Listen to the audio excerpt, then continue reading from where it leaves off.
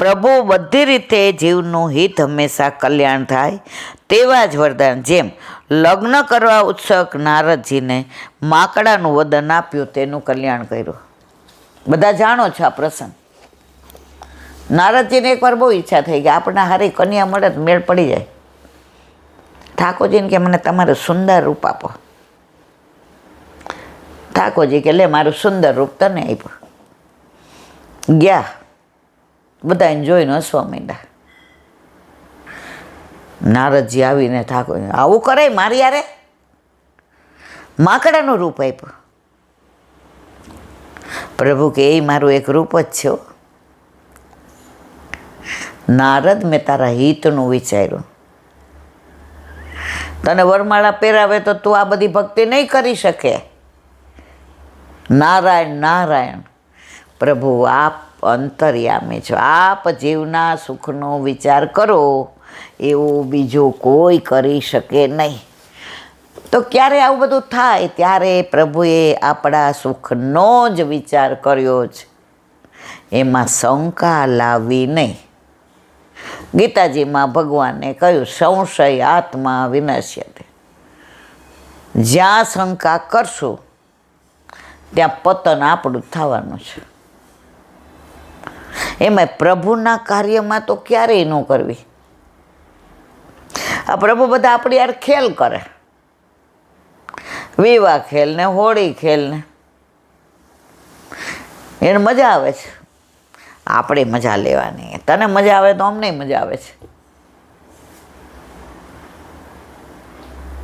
ગુસાઈજી એક વૈષ્ણવ આવે ને નામ હું ભૂલી ગઈ, હમણાં યાદ આવે એટલે કહું. એને બોલવા જ મંડે ગમે એમ, બોલો રાજી થાય. મને પોતાનો કરી જાણો રે. આજે તમને ગુસ્સો આવે અને બહાર તમે બોલો તો વાત વણસી જાય.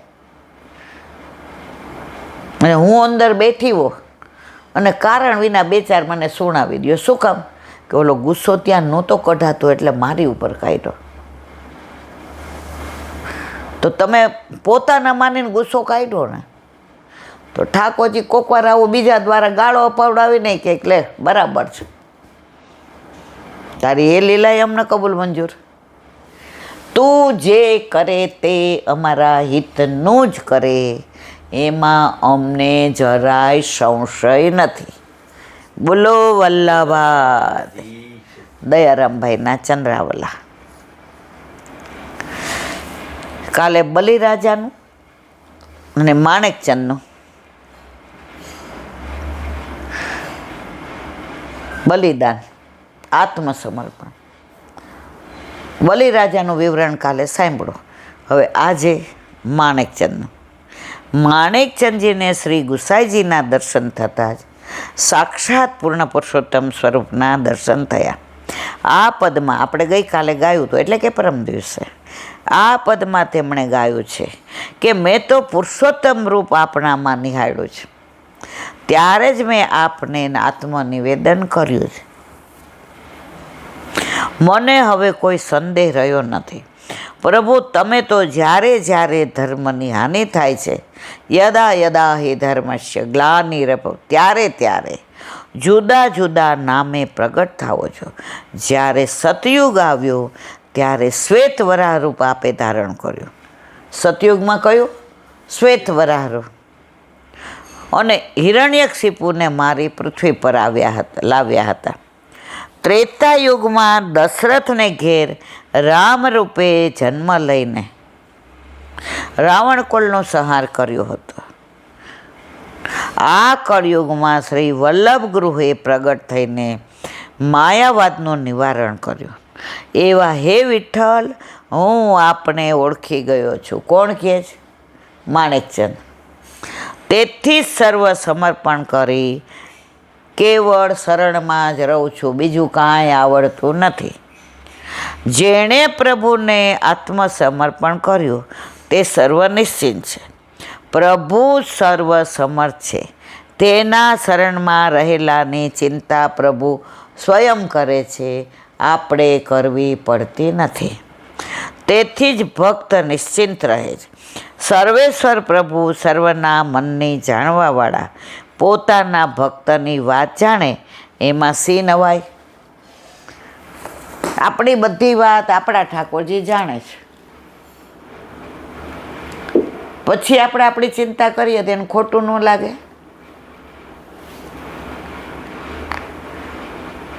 મારે બતાવવા જવું હોય, તમે બધું લીધું હોય, પૈસા લીધા હોય ને બધું કેસ કઢાવવાનું લીધું હોય ને જૂના કે પછી અડધેથી કહું પૈસા લીધા કે ન લીધા, નહીં તો પાછું આવવું પડશે. તમને ગુસ્સો ન આવે મારા ઉપર કે તને ગાડીમાં લઈ નીકળો છું તો પૈસા વિના નીકળો હોય છે. લૌકિક વર ઉપર સંશય કરીએ તો એને એમ થાય તું માર, તો આ પ્રભુને આપણે સંશય કરીએ તો ખોટું ન લાગે. તું ચિંતા કરમાં, બધી મને ખબર છે, હું બધું ધ્યાન રાખું છું. બોલો વલ્લભાધીશ કી. શ્રી વલ્લભાધીશ. સુબોધિનીજીનું પાન વલ્લભ કરાવે તો થાય, આને સ્પર્શ કરવો આપણા બસની વાત નથી. તદિદમ ભગવાન રાજનેક આત્મા અમાત્માનમ સ્વદુઃખ અંતરોનંતરો ભાતિ પશ્ય તમ માયો ઋતા. અર્થ, હે રાજન, જુઓ, સર્વો જીવોના આત્મારૂપ સ્વપ્રકાશમાન જગતરૂપ ભગવાન એક જ, તે બાહ્યાંતર પ્રકાશવાન છે અને માયાથી અનેક રૂપવાળા. આ નારદજી ઉપદેશ યુધિષ્ઠિરને આપી રહ્યા છે. સુબોધિનીજી, ભગવાનમાં પક્ષપાત કે ક્રૂરતા નથી, એને બધાને સમાન રાખે છે. આ વાલો ના દવલો નથી. તે પોતાને જગતરૂપ કરે છે. તે કહે છે ઇદમ, આ જગત ભગવાન જ છે. તેનો હેતુ તેથી પદથી કહ્યો છે. જે હેતુથી કારણથી સર્વનો ભક્ષ્ય ખોરાક થાય છે, તેથી કોઈ એકબીજાનું ભક્ષણ કરવા શક્તિમાન માણા નથી ખાતો. એના ખોરાકની વ્યવસ્થા પ્રભુએ કરેલી છે. રાજન, સંબોધન કરી બતાવ્યું છે કે અન્યાય થાય તો રાજા દંડ કરે છે. એટલે જો કોઈ બીજીનો ભક્ષ કરતું હોય તો રાજા એને દંડ વગેરે કરે, પણ અહીં તો સ્વયં પોતાનો જ ભક્ષ થતો હોવાથી અન્યાય થતો નથી. હવે બીજી શંકા કરે છે કે પોતે જ બનાવે છે ને પોતે જ ભક્ષણ કરે છે, તે ભગવાન માટે ઉચિત ન કહેવાય. ત્યાં કહે છે અહીં સર્જન અને સર્જકમાં અભેદ છે, એટલે કે પરસ્પર ભેદ ન હોવાથી સર્જેલા પદાર્થો ભગવાનથી જુદા નથી. કીડીમાં જેટલો આત્મા છે એટલો આપણામાં છે, અને આપણે બધા છૂટા પરમાત્માથી બનેલા છે. તો છીએ કોના બધાય? પરમાત્માના.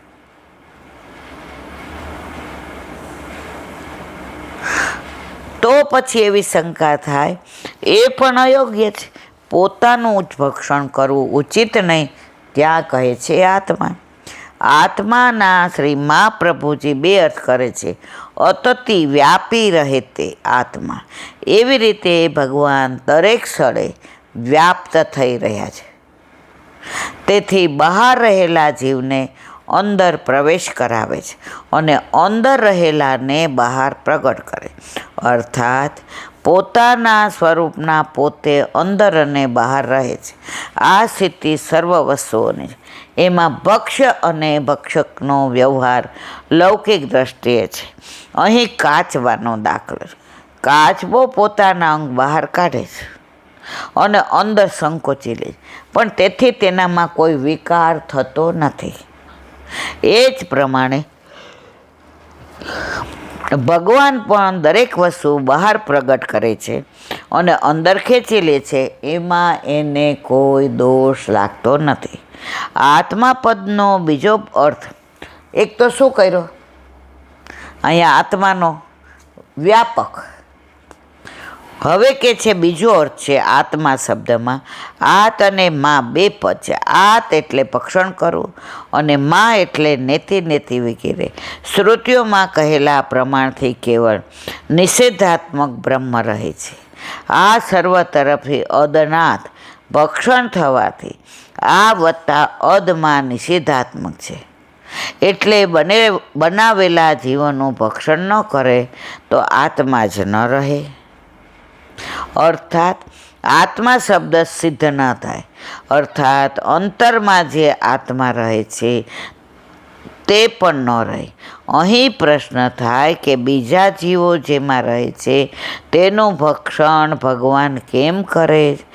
ત્યાં કહે છે આત્મનાત્મા ન આત્માઓના આત્મા ભગવાન જ સમસ્ત આત્માઓના આત્મા છે. એટલે ભક્ષણ કરનારાઓની ઉપસંહાર કરનાર પણ ભગવાન છે, અથવા પ્રત્યેક જળ પદાર્થનો ઉપસાર કરે છે. પણ તો પછી પ્રશ્ન થાય કે જીવ તો બધા છે અને ભગવાન તો એક જ છે, એમ કેમ થાય? ત્યાં કહે છે આત્માના આત્મના પ્રત્યેક આત્માનું સ્વરૂપ ભગવાન છે. હમણાં જ આપણે કીધું કીડી હોય કે હાથી હોય, બધામાં જે આત્મા છે કોનો છે? ભગવાનનો. આત્મા સૌ પરમાત્મા. કદાચ કોઈ એમ કહે તો પછી ભગવાને જીવો પર દયા કરવી જોઈએ, એમનું ભક્ષણ કરવું ન જોઈએ. ત્યાં કહે છે સ્વરૂપ સ્વસીમેય દ્રષ્ટિ યશ્ય, પોતાની અંદર દ્રષ્ટિ છે જેમની એવા ભગવાન છે. બીજાઓને પણ પોતાના આત્મા તરીકે જ જાણે છે. પોતાના ભોગ માટે બીજાને જોતા નથી, એવો અર્થ થાય છે. બોલો વલ્લભા શ્રીમદ ભાગવત. અને મારા ગુરુદેવ प्रणाम करूँ छूँ. चंद्र सरोवर पे सूरदास जी के द्वार पे मेरा दंडवत प्रणाम. सुरभि कुंड पे परमानंदास जी के द्वार पे मेरा दंडवत प्रणाम. जमुनावता पे संकर्षण कुंड पे कुंभनदास जी के द्वार मेरा दंडवत प्रणाम. बिरछू कुंड पे कृष्णदास जी के द्वार पे मेरा दंडवत प्रणाम. कदम खंडी पे गोविंद स्वामी के द्वार पे मेरा दंडवत प्रणाम. अप्सरा कुंड पे चित्त स्वामी के द्वार पे मेरा दंडवत प्रणाम. मानसी गंगा पे नंददास जी के द्वार पे मेरा दंडवत प्रणाम. रुद्र कुंड पे चत्रबुद्धदास जी के द्वार पे मेरा दंडवत प्रणाम. ब्रज विलास ब्रजनी गोपिकाओने मारा दंडवत प्रणाम. હે વલ્લભ, સવારથી અત્યાર સુધી સેવા સ્મરણ સત્સંગ જે પણ તે કરાવ્યો તે તારા ચરણારવિંદમાં સમર્પણ કરું છું. ભૂલ અપરાધ થઈ હોય તો ક્ષમા કરશો. બોલો વલ્લભાધીશ